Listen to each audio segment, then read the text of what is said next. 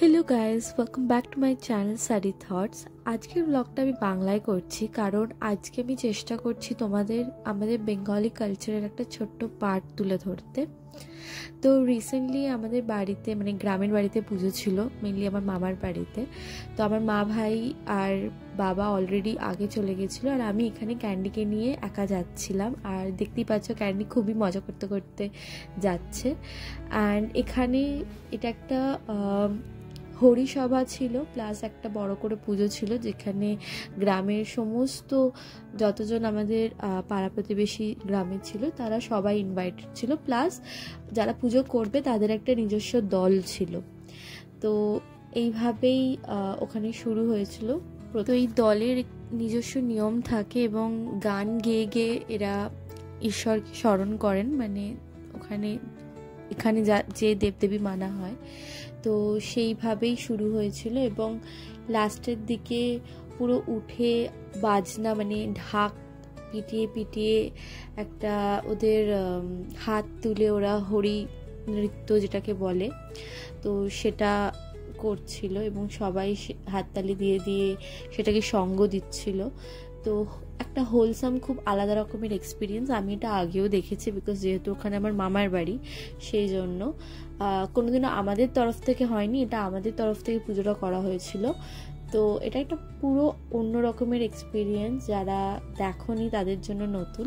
তাই আমি ভাবলাম এটা একটা ছোট্ট করে তোমাদের সাথে শেয়ার করি যে কীরকমভাবে অনুষ্ঠানটা হয়।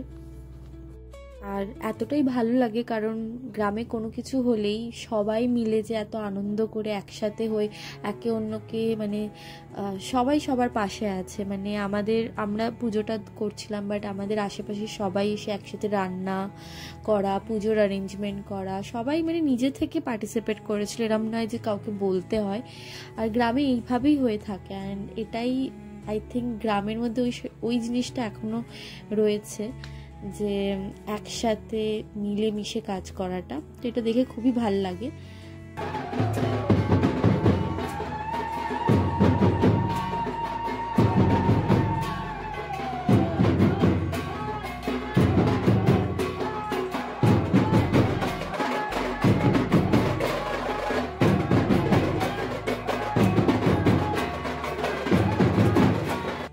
পুরো অনুষ্ঠানটা হয়ে যাওয়ার পর এখানে সমস্ত যারা যারা এসেছিলেন তাদের খাওয়ার ব্যবস্থা করা হয়েছে। এইভাবেই করা হয় কারণ প্রচুর লোক আসে, আশেপাশের লোকজন ছাড়াও দলের সাথে প্রচুর লোক আসেন। তো এটাই সিম্পলিসিটি আই গেস। সবাই একসাথে বসে ভোগ নিচ্ছিলেন এবং সবাইকে ভোগ দেওয়ার পর আমরা খাবার খেয়েছিলাম। ঠিক তার পরের দিনই আমরা অ্যাকচুয়ালি বেরিয়ে গেছিলাম, আমি আমার মামাতো ভাইদের সাথে বেরিয়ে গেছিলাম গ্রাম ঘুরতে। তো বিকেল বেলা দেখো কি সুন্দর দেখতে লাগছে, মানে চারিদিকটা এত অপূর্ব লাগছে, পুরো গ্রিনারি। তার উপর সূর্যাস্তের সময় আমরা সবাই বেরিয়েছিলাম। আর এটা হচ্ছে আমাদের গ্রামের মন্দির, এনাদেরই আরাধনা করা হয়, ওখানে সবাই এনাদের পুজো করেন। তো এখান থেকে আমি ক্যান্ডিকে নিয়ে একাই বেরিয়ে পড়েছিলাম যে চল আমরা একটু হেঁটে আসি, আমরাও একা একা এক্সপ্লোর করে আসি। তো আমি আর ক্যান্ডি এখানে বেরিয়ে পড়েছি হাঁটাহাঁটি করতে। অ্যান্ড লাস্ট দিন আবার ক্যান্ডিকে নিয়ে ব্যাক টু কলকাতা। তো এখানে তুমি দেখতে পারবে ও ভীষণ টায়ার্ডের থেকেও বড় কথা ক্যান্ডি মানে ট্রেনের ভেতরে ওই যে হট করে একটা আওয়াজ, ট্রেনের আওয়াজ, ওগুলোতে খুব ভয় পায়। তো ওখানে ঘুমানোর মানে খুব চেষ্টা করছে যে আবার একটু কিছু আওয়াজ হচ্ছে আবার চোখটা খুলে যাচ্ছে। তো আমার এত কিউট লাগছিল, আমি ভাবলাম ভিডিও রেকর্ড করি। তো এখানে ও আমার কোলে শান্তিতে ঘুমাচ্ছে, বাট যেই একটু আশপাশ থেকে আওয়াজ আসবে চোখটা খুলে যাচ্ছে, আবার ও ঘুমাচ্ছে। তো এইভাবে ওকে দেখতে দেখতে মানে আমিও ওকে খুব আগলে রেখে আনছিলাম, বিকজ আমি জানিও এগুলোতে একটুখানি আওয়াজ, খুব লাউড আওয়াজ পছন্দ করে না, ভয় পেয়ে যায়।